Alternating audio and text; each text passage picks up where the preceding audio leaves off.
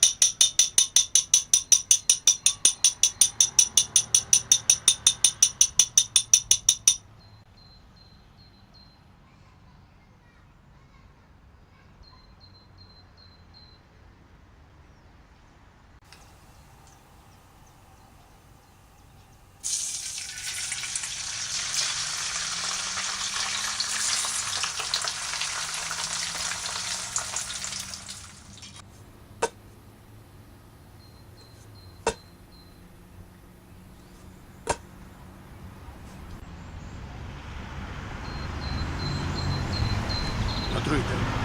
Ja està. La deixo aquí, us ho mengeu quan vulgueu.